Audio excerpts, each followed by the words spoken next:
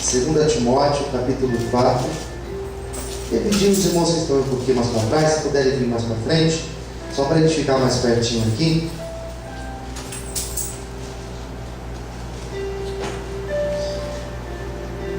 Para a gente ficar mais juntos. Glória a Deus. 2 Timóteo, capítulo 4,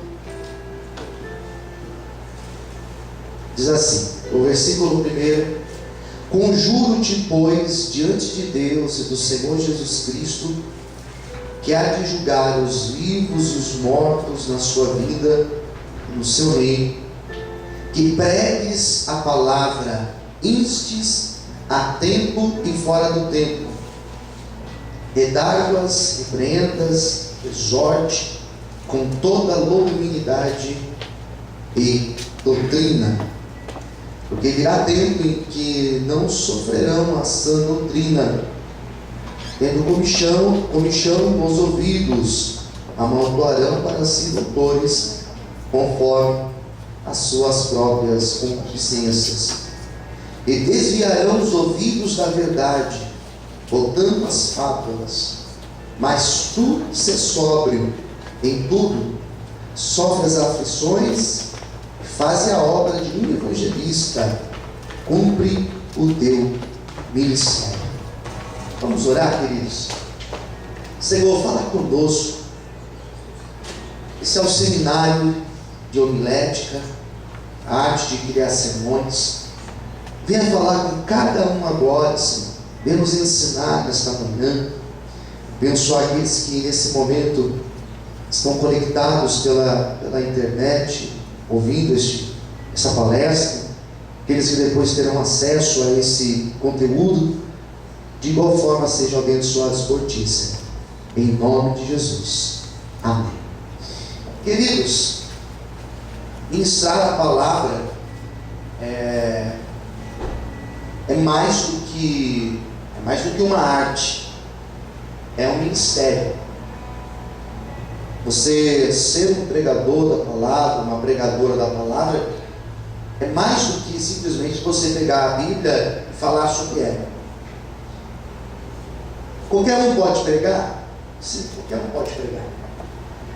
Mas existe um ministério, que é um ministério muito específico da administração da palavra. Existe um ministério de ensino. Esse ministério de ensino, ele gira em torno da unção de Deus, do dom de Deus, mas mais do que isso, ele gira em torno do nosso preparo. E não basta apenas você ter boa vontade, você ter o dom, se você não se preparar, se você não se dispor a estudar para você desenvolver o ministério da palavra. Então existem alguns tipos de pregadores, alguns tipos de ministros da palavra. Existem aqueles que têm o dom para ministrar e eles não estudam, por exemplo. Então, por mais que eles tenham o dom, é um dom que vai ser limitado sempre. Sempre limitado. Mas ele vai cumprir o chamado? Vai. Provavelmente sim. Mas não vai cumprir com a excelência que poderia cumprir. Existem aqueles que ministram porque eles têm um desejo de ministrar. E ele vê oportunidade em todas as ocasiões de falar, de ministrar. E ele fala.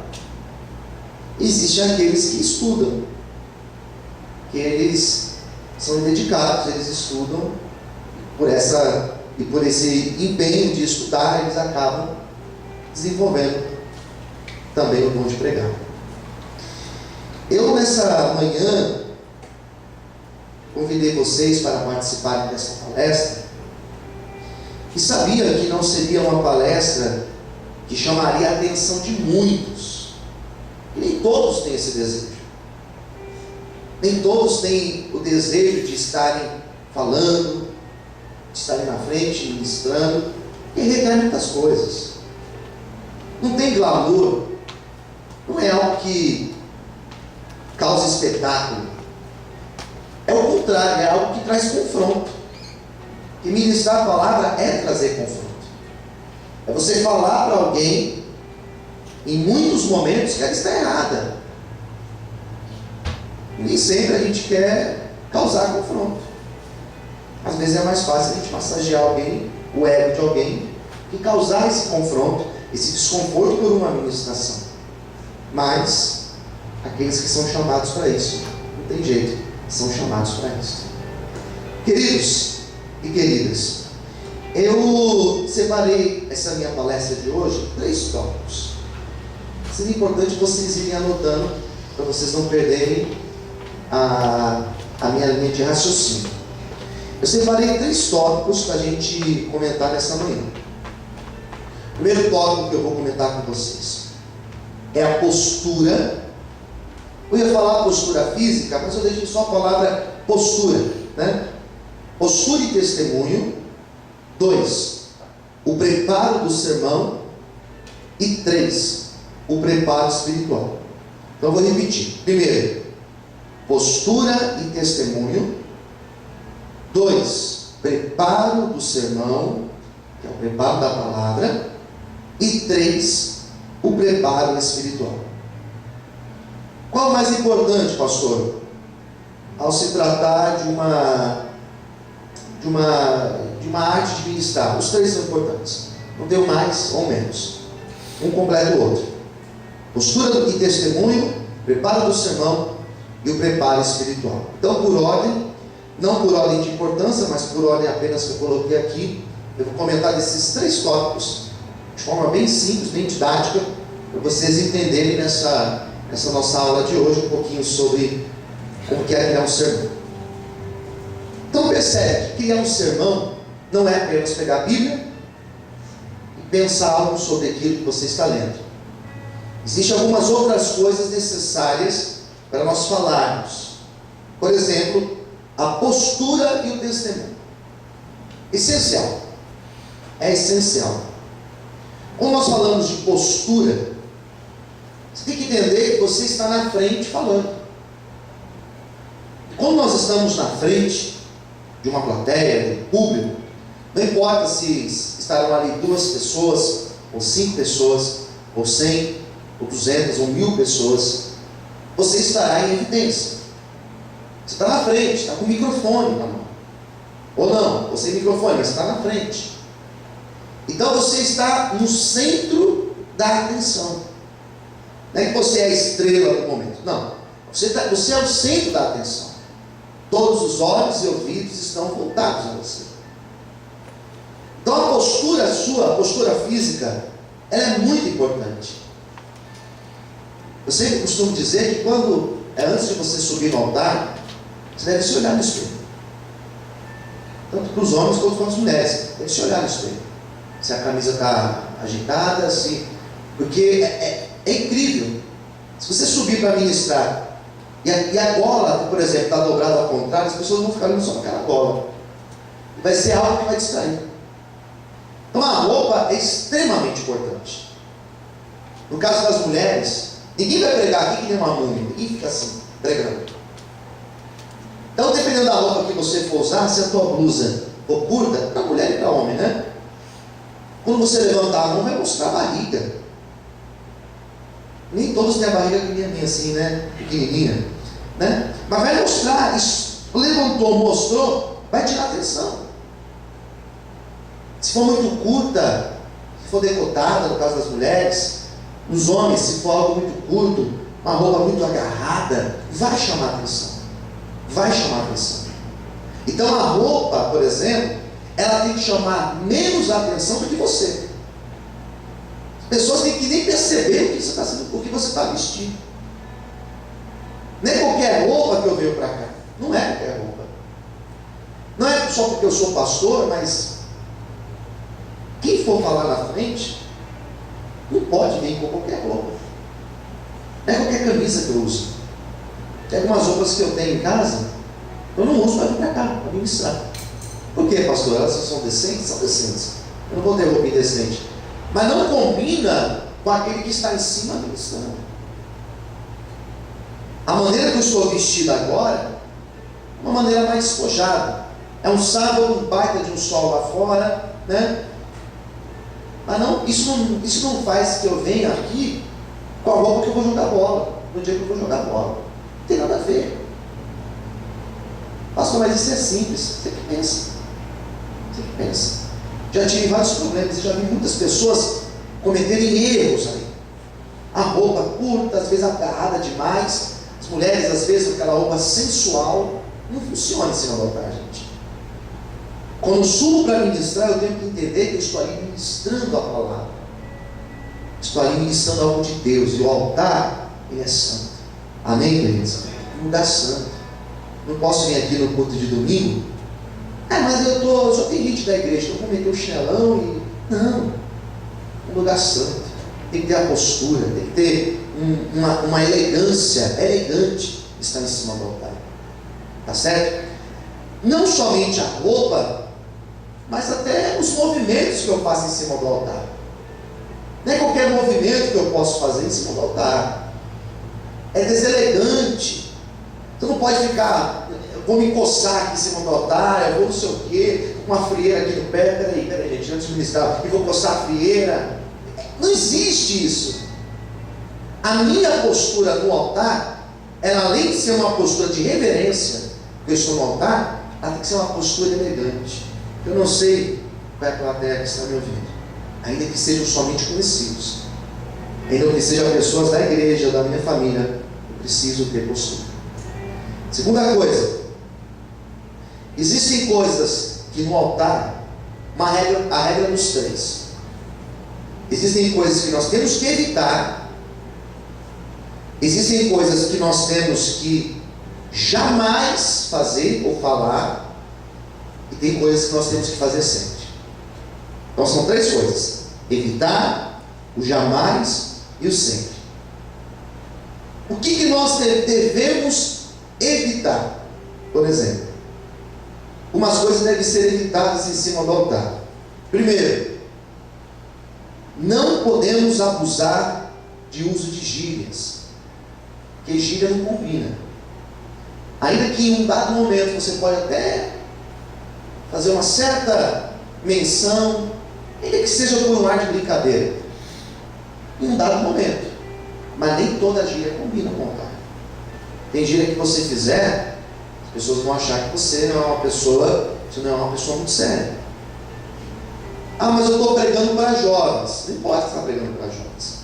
Aqui na nossa igreja a maioria é jovens, mas não é porque aqui é a maioria jovens que eu vou sair pregando mano, não sei o que, mina, que não sei o que. Não combina isso. Eu cheguei para Deus e falei assim, mano, uma vez eu vi um cara pregando isso, que Deus, peraí, mano, Deus não é aquele cara que eu jogo bola de quarta-feira. Então a gíria, ela não combina no altar.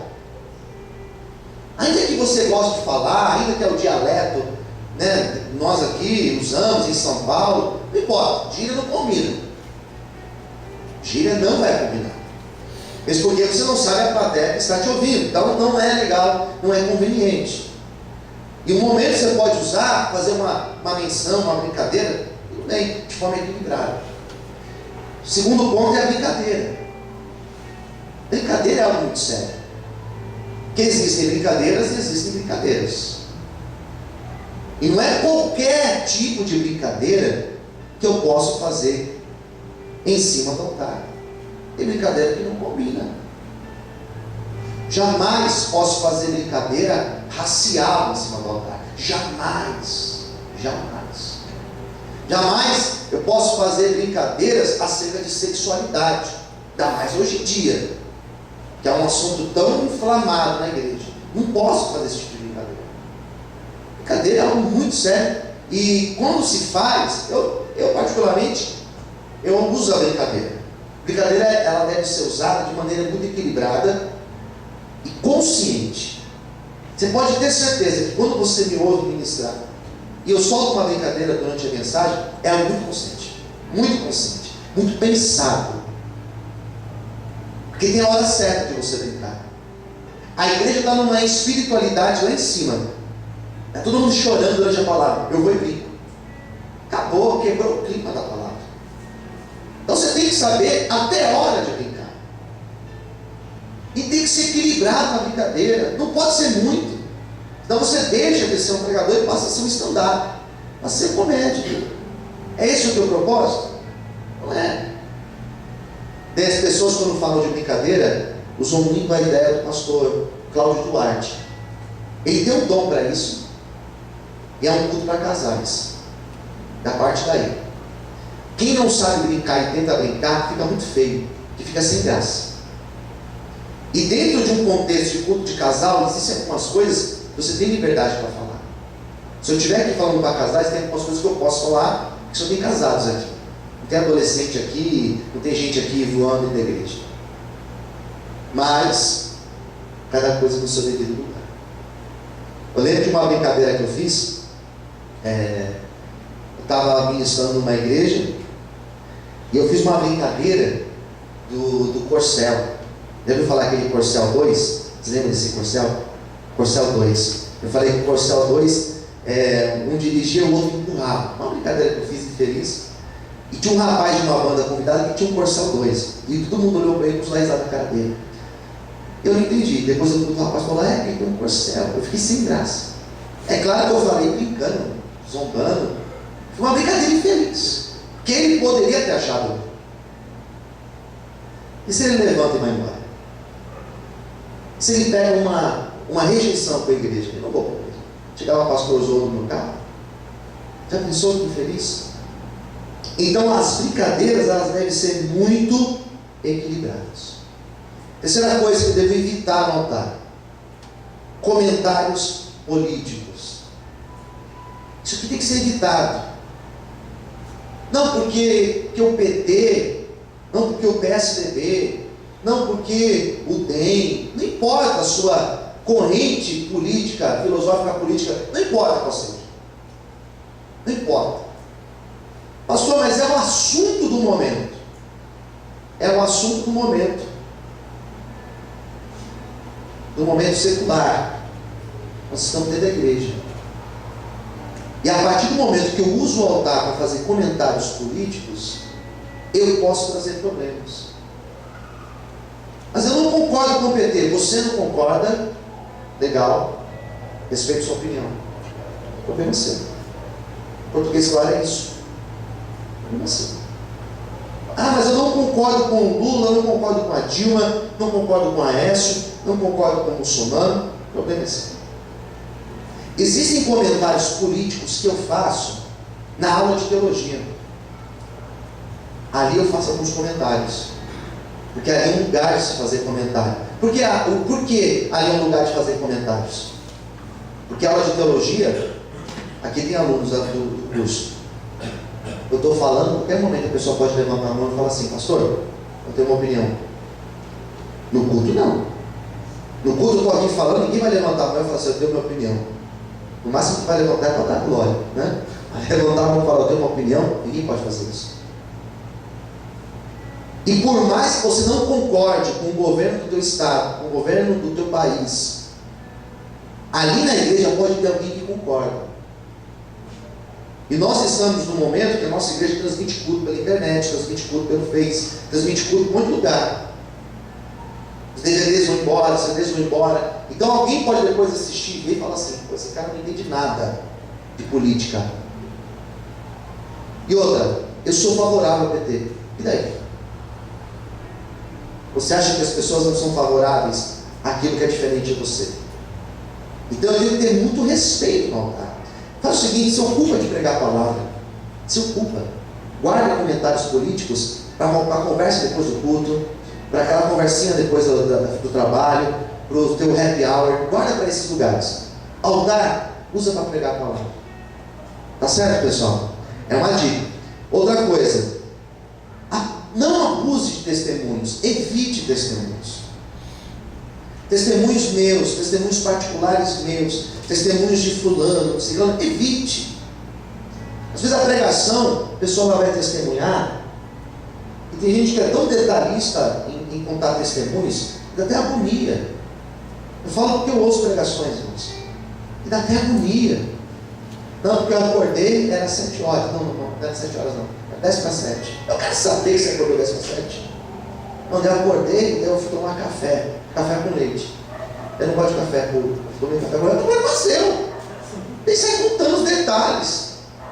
É igual aquela pessoa que vai contar sonho. Tive um sonho.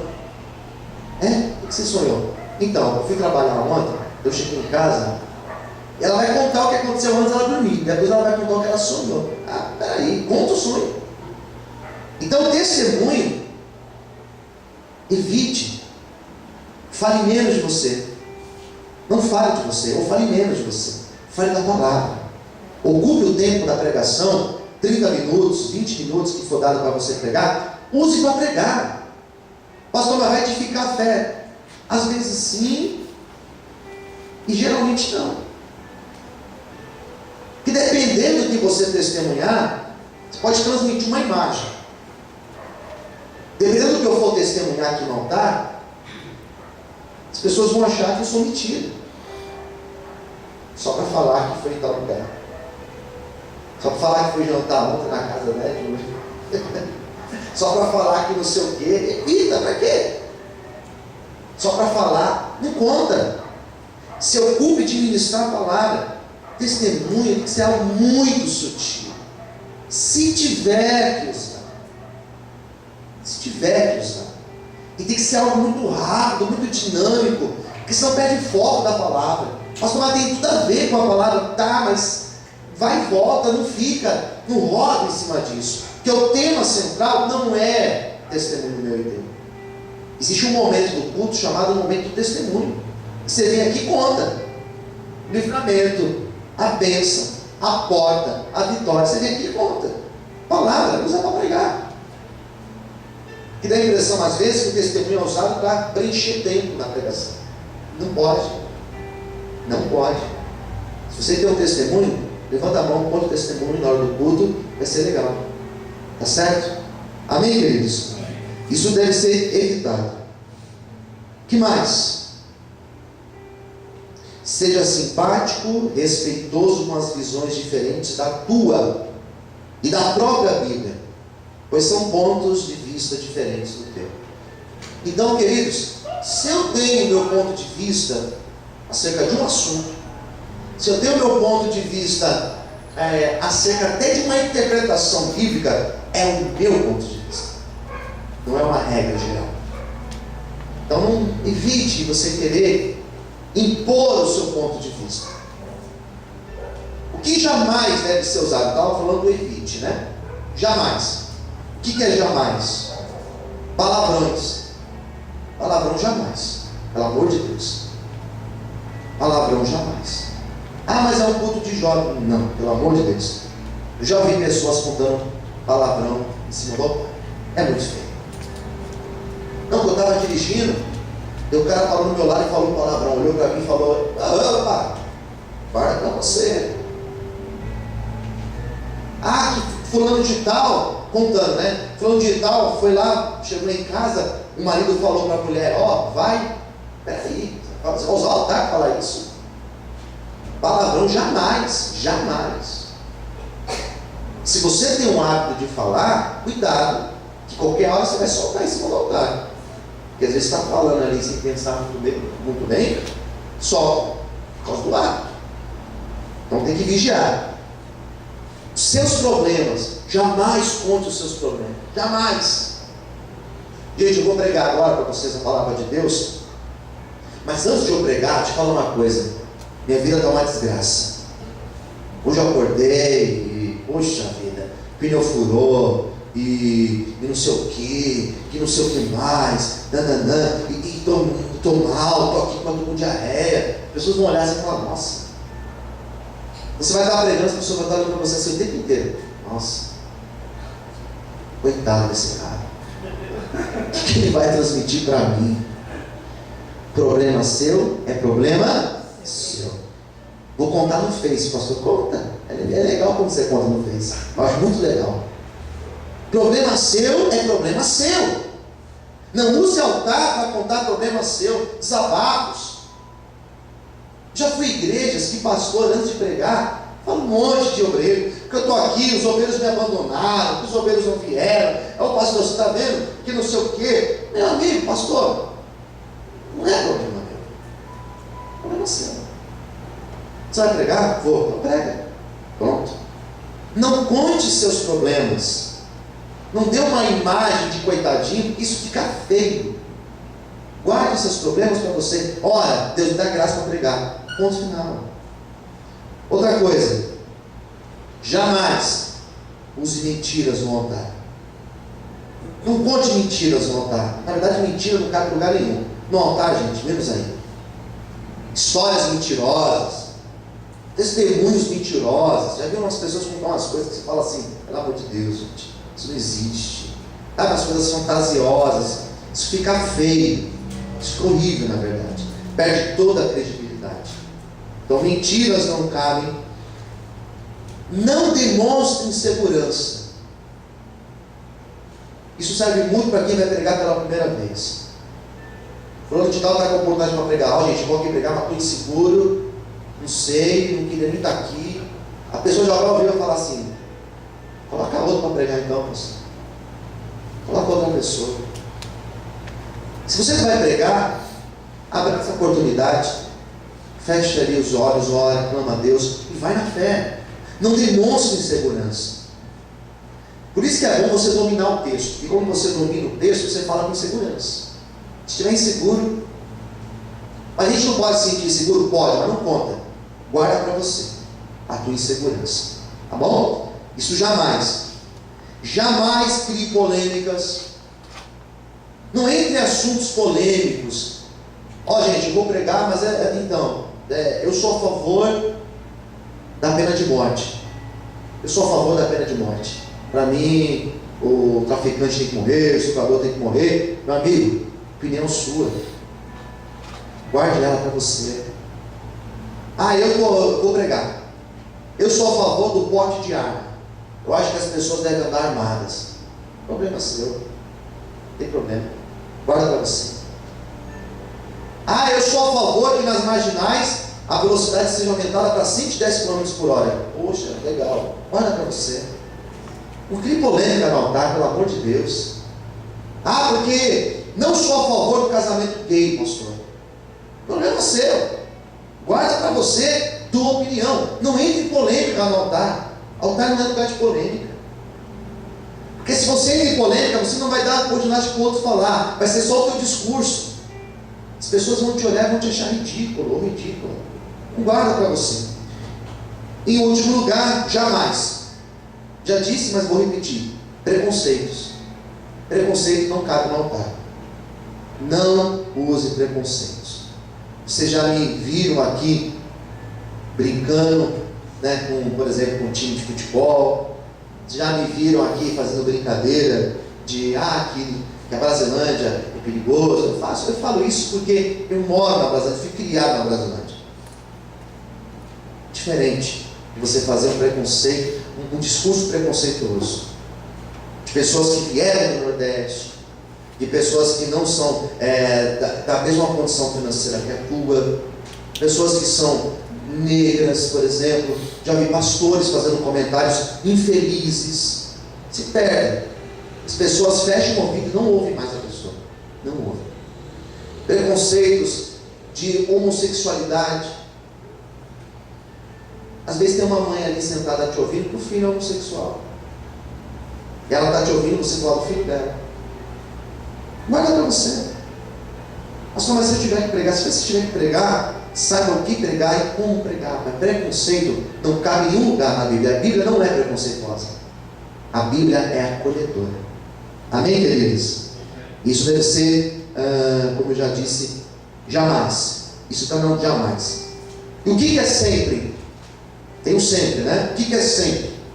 Preparo, estudar a palavra. Estude a Bíblia. A Bíblia não deve ser estudada só quando você for pregar, viu? Vou pregar hoje, eu não vou estudar. Não. Você não vai estudar, você vai ler o texto. Você deve estudar a Bíblia sempre. Quando você for pregar, estude o texto que você for pregar. Sempre estude. Sempre prepare a palavra. Evite improvisos. Não improvise. Mas foi pego de surpresa. Pode acontecer, pode. Fora isso, se o pastor te deu um dia para você se preparar, uma semana para você se preparar, Prepare, pelo amor de Deus, não vai improvisar não. Nada melhor do que você subir no altar e estar com a palavra preparada. Tá? Eu já vou ensinar vocês como preparar. Fale muito de Deus. Fale de Deus, Deus. Fale pouco de você. Pouquíssimo de você. Não fale de você, se possível. E claro, sempre falar corretamente. Falar corretamente não é fácil. Falar um português direitinho não é fácil. É difícil, né? Ainda mais porque muitos de nós aqui não tivemos a oportunidade de estudar numa escola legal. Muitos vieram de escola pública, né? Eu estudei de escola pública, então eu sei que não é fácil. Às vezes a gente está ali, a gente lida com crianças aqui na igreja, né? Está aqui a pastora. Às vezes crianças de quantos anos não sabem ler? Crianças de 7 anos não sabem ler, não sabem escrever. Então está crescendo assim. Às vezes vai se formar sem saber escrever direito. Então falar não é fácil, mas deve se procurar falar corretamente, falar certinho, aceitar a correção. Tem gente que não aceita a correção. Então às vezes a pessoa chega para mim, e dá a oportunidade de pregar. Às vezes a pessoa chega, e aí pastor, como é que foi? Ah, foi bem, foi legal. Mas e aí, o que o pastor achou? Eu achei bênção. Você quer que eu fale alguma opinião assim? Uma crítica, né? Você fala, a pessoa não aceita. Ah, quem pergunta, né? Não pergunta. Você não aceita a correção. Ah, eu só achei que você poderia. Prega você. Então tá bom. Se a pessoa não está ali maleável a aceitar uma correção, é difícil, né? Difícil. Muito difícil. Então essa primeira parte que eu falei para vocês é sobre postura. E por que postura e testemunho? Porque testemunho, quem prega tem que testemunhar o que prega. E não faz sentido eu pregar algo que eu não vivo. É incoerente. Sou uma pessoa muito pavio curto, brinquedo para pavio curto. Eu brigo na hora de estacionar o carro na porta da igreja. Eu brigo na cantina com o Paulinho, porque o lanche do outro está maior que o meu. Eu brigo em casa com a mulher. Eu bato no cachorro, eu bato no meu filho. Eu chego na igreja e vou pregar amor. Que incoerência é essa? Incoerente. Então, testemunho de vida é a maior pregação. Pregue. E quando você não conseguir pregar apenas com as palavras, com as suas atitudes, pode até usar as palavras, mas as suas atitudes devem pregar primeiro. O meu ser tem que pregar primeiro.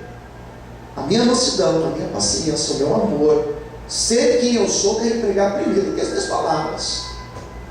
Senão não faz sentido. Tá bom? Então essa é a primeira parte. Vamos pular para a segunda parte. Segunda parte, queridos, é preparação do sermão. Aqui é onde eu queria chegar com vocês, que é a parte principal, a parte central do curso, né? Como preparar um sermão? Primeiro, vai anotando, tá bom? Primeira coisa, definir o tema da minha mensagem. Definir qual é a temática da minha mensagem. Eu vou colocar 3 temáticas para vocês. Primeira temática: a minha pregação será uma pregação temática. O que é uma pregação temática? É uma pregação que ela vai girar em torno do tema. O tema é a ideia central da minha pregação. Por isso que se chama pregação temática. Tema é o principal, é a ênfase da minha pregação. 2. A minha pregação, ela pode ser textual. O que é uma pregação textual? A ênfase da minha pregação será o texto. Fico no texto, delimito o texto e eu não saio do texto. Vou pregar o Salmo 23 e eu vou falar apenas do Salmo 23. Isso se chama uma pregação textual. Estou no texto apenas. Diferente se eu falar para você, vou pregar o tema "O Senhor é o meu pastor". Quando eu falo que eu vou pregar o tema "O Senhor é meu pastor", eu posso usar qual texto para pregar? Vários textos. Percebe a diferença? Em terceiro lugar, o meu esboço pode ser, o meu sermão pode ser expositivo. É um pouco mais complexo, porque você vai dar ênfase no texto e você vai dar ênfase na história do texto. É um pouquinho mais complexo, mas também pode ser um caminho para você seguir. Repetir então: o esboço temático, esboço textual e o esboço expositivo. São os três tipos de, pelo menos, os três principais tipos de pregação que nós podemos utilizar. Quando você define isso, você precisa definir qual é o assunto da tua pregação. Opções: minha pregação é doutrinária, pastor. Então, meu assunto é doutrina. Tá bom, é o assunto. É um assunto histórico. Eu vou pregar história. Tudo bem. Segunda opção. É uma ocasião. É uma ocasião, uma festa, uma data diferente na igreja. Eu tive a oportunidade de pregar. Por exemplo, Dia dos Pais. Dia dos Pais. Eu preguei esse ano, no Dia dos Pais, nos cultos de domingo, sobre pais. Eu preguei sobre a oração do Pai Nosso, Deus como Pai Nosso, e depois eu preguei sobre José, que foi o exemplo de pai. Culto da manhã eu preguei sobre José, o pai de Jesus, né? E à noite eu preguei o Pai Nosso, uma data especial. Preguei sobre o Dia das Mães, por exemplo. Dia das Mães. O que eu preguei no Dia das Mães? Preguei sobre Maria, exemplo de mãe. Preguei sobre Maria e no Evangelho de Lucas. Depois preguei sobre Maria no Evangelho de Mateus. Tranquilo, uma data especial.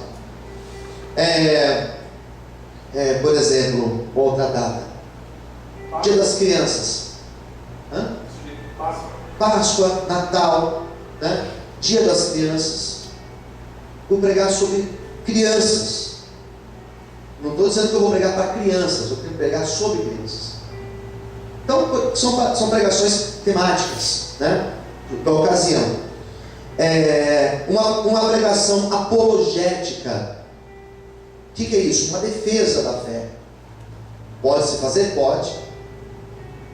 Um outro tema, uma pregação sobre ética, postura ética do cristão, a postura cristã real. Outro tema, narrativo. O que é um tema narrativo? Vou pregar o milagre de Jesus, a narrativa da multiplicação dos pães, a narrativa da cura do cego. Eu vou pregar esse tema. É esse o meu assunto. Uma exposição bíblica, um tema controverso, são possíveis coisas que eu posso apresentar durante na definição do meu assunto. Definindo o tema, definindo um assunto, a minha pregação ela tem que conter três partes principais. Vamos lá. Quais são as três partes principais? Introdução. Primeira parte, introdução. Segunda parte, o corpo do sermão. Corpo do sermão. E a minha terceira e última parte, a conclusão. Introdução, corpo do sermão e a minha conclusão. Isso daqui é muito, muito, muito importante. São técnicas, percebe? Isso aqui é extremamente importante. Toda pregação, pastor? Sim, toda pregação deve conter isso. Eu já vi pastores, eu já vi professores ensinando por tempo. 5 minutos na introdução, 20 minutos no corpo, 5 minutos na conclusão. Eu particularmente não gosto dessa linha. Prefiro um pouco mais livre. Introdução pode ser mais rápida, mas também pode ser um pouco mais extensa. Eu já fiz introdução de 20 minutos. 20 minutos de introdução e 10 minutos de pregação. Como assim? Pois é. Preparei a igreja para ouvir 10 minutos de pregação. Como também introdução rápida. 2, 3 minutos, acabou. Já introduziu o tema. O que é a introdução? Por que ela é importante? Você vai introduzir o tema da pregação. Você lê o texto, você ora. Hoje vou ministrar uma palavra, pregação que eu ministrei quinta-feira, vai. Hoje eu vou pregar Juízes, capítulo de número 3. Juízes, capítulo 3 é a história de um juiz chamado Otiniel. Otiniel foi o primeiro juiz de Israel. Otiniel ele veio na sucessão do grande líder Josué. Houve Moisés, depois de Moisés Josué, e depois de Josué eles procuraram um líder. E quem foi o escolhido? Foi Otiniel. Otiniel, o nome Otiniel significa leão de Deus. Eu estou fazendo a introdução.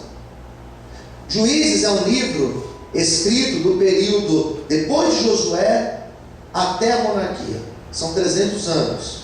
São 300 anos caóticos. São 300 anos de trevas, que as pessoas não tinham uma liderança definida. Então eles eram inconstantes.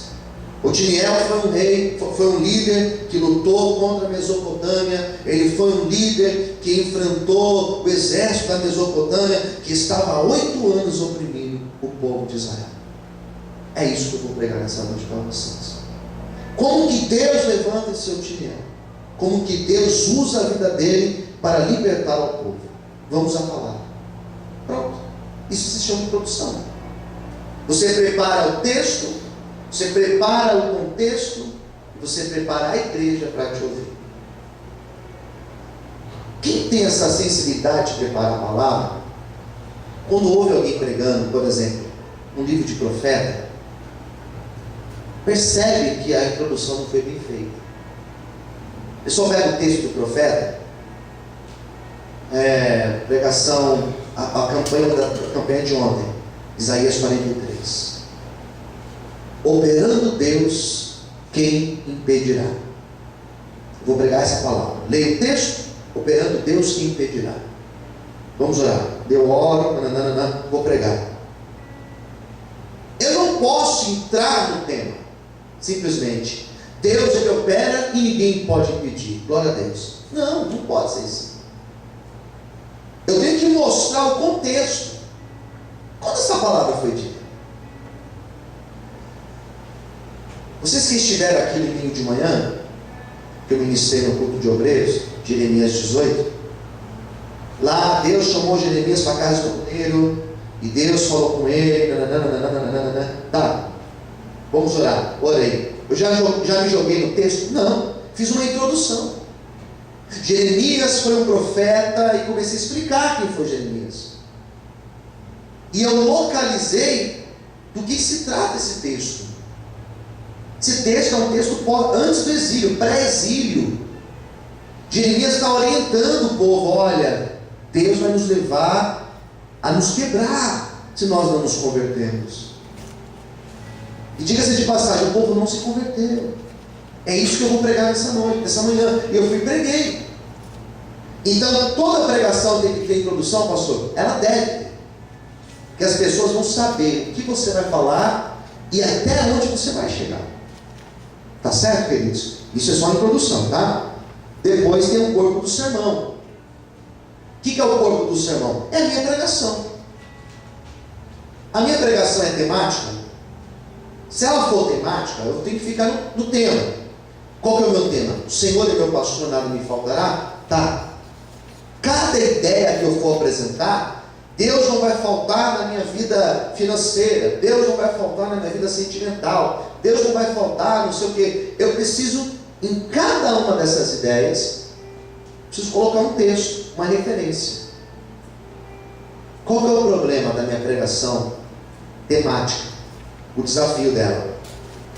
Se eu colocar na minha pregação 3 textos, além do texto que eu fiz a leitura inicial, eu terei que explicar 4 textos.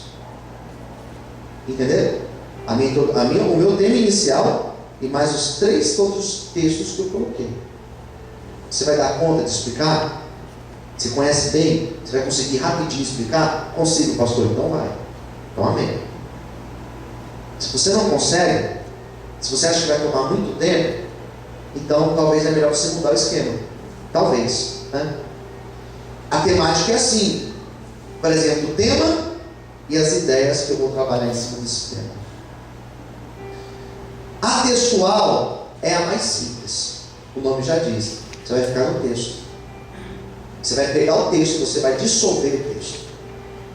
Vai precisar fazer a introdução, vai precisar mostrar o contexto, mas você vai ter só o texto para você trabalhar. Ah, mas é mais simples? Não, é mais simples, é mais fácil. As pessoas até compreenderem. Qual que o pastor mais usa? Eu mais uso o textual. Dificilmente você me ouve dando outras referências. Dificilmente. Por exemplo, a minha última pregação temática foi domingo. Mas fazia tempo que eu não pregava. Qual foi a minha pregação domingo à noite?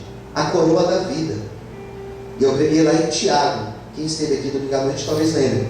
Preguei em Tiago. Mas eu, por exemplo, citei Apocalipse, ser fiel até a morte, dar-te-ei a coroa da vida. Aquele que vencer, darei a ele a coroa da vida. Citei lá o exemplo de Paulo, quando Paulo fala sobre a coroa, né? O Senhor me aguarda com a coroa da justiça. Mas não uso muito. Textual é mais simples. Você pega aquele trecho, a multiplicação dos pães. Você explica a história antes, o contexto, e já entra no texto. E no texto você vai colocar ideias. Primeira ideia: Jesus supre as nossas necessidades. Segunda ideia: quando nós estamos reunidos, Ele sempre faz um milagre. Terceira ideia: Jesus sempre multiplica quando nós entregamos o nosso tudo para Ele. São ideias que você vai dissolver dentro do texto. Não tem muito segredo. É o mais simples para a gente conseguir expor. E em terceiro lugar, o esboço expositivo. Isso aqui dá um pouco mais de trabalho. Por exemplo, eu vou pregar sobre Jonas. Foi difícil para mim pregar. Eu fiz uma campanha aqui sobre Jonas, o livro de Jonas. Então cada dia eu contei um capítulo de Jonas. É difícil, porque a pregação de Jonas, ela praticamente te exige você contar a história dele. Um outro exemplo, Jó. Jó é difícil pregar. Por quê? Porque é um livro poético, que é um livro de uma escrita difícil, é o livro mais antigo da Bíblia, e não só isso. Como você conta a história de Jó, ou melhor, como você prega em Jó, sem contar a história dele? Difícil, né? Porque ele era um homem rico, perdeu tudo, e foi restituído. Neemias, por exemplo, dá para se pregar? Dá, mas tem todos esses desafios. Vai exigir um preparo maior de cada um de vocês. Tá bom? Não digo que vocês não devem fazer pregações temáticas ou expositivas. Deve, claro que deve. Mas tem que se preparar bem, para você não tomar muito tempo. Tranquilo até aqui? Alguma dúvida? Não? Chegando então o corpo do sermão, você vai para a conclusão. Conclusão é difícil fazer. Porque a conclusão, se na introdução você vai expor para onde você vai, qual caminho que você vai assumir, a conclusão é você amarrar tudo que você diz. Uma conclusão que não é bem feita pode deixar as pessoas saírem da igreja. O que ele pregou mesmo? Talvez as pessoas não vão nem lembrar da pregação amanhã. Será que as pessoas esquecem se você fez ou não fez a conclusão bem feita, né? Isso não vai mudar muita coisa. Mas a conclusão deve ser muito bem fechada. É o que eu preguei. Qual a ideia que eu trouxe para vocês? Onde eu queria chegar para vocês? E uma conclusão bem feita significa que você conseguiu expor bem o sermão. Toda pregação tem que ter conclusão. Toda pregação tem que ter fechamento. A ideia que eu trouxe foi essa. E é em cima disso que eu preguei para vocês que nós vamos orar. E é em cima dessa ideia, ou dessas ideias que nós trabalhamos, é que nós vamos sair daqui nessa noite para uma mudança de vida. Então a pessoa ouve aquilo e fala, então tá bom, eu vou sair daqui, eu vou mudar de postura. Conclusão tem que ser bem feita. Vou pregar para casais hoje à noite. Você fala um monte de coisa. Tá, mas e aí? Como que eu saio daqui com tudo isso daí que você falou? É igual você pegar um quebra-cabeça sem... né? Tá, um outro isso aqui. O que eu faço com isso aqui? A conclusão, e é importante vocês tomarem nota disso, a conclusão ela pode ser chamada de atualização da palavra. A conclusão ela pode ser chamada de atualização ou aplicação da palavra. Eu estou pregando um texto que foi escrito há milhares de anos atrás. E o que esse texto me aplicou hoje? O que esse texto me trouxe para hoje como ensinamento? Eu ouço alguns pastores às vezes pregando, pastores, que não fazem essa atualização, e a pregação fica só uma explicação bíblica. E a explicação bíblica deve ser feita em escola dominical, em curso bíblico. A pregação ela tem essa característica, atualizar. Qual que é a diferença de uma pregação religiosa para uma pregação cristã? Religião vai ensinar religião. Eu vou ensinar que o batismo deve ser feito com água. Eu vou ensinar que o casamento deve ser consagrado a Deus. Eu vou ensinar isso para vocês. Agora, atualizar é eu pegar todo esse conteúdo histórico e trazer para a tua vida de hoje, para a tua aplicação hoje, para a tua relação com Deus hoje. Amém, queridos? Isso se chama desafio. Aqui que está o desafio, aqui está um diferencial.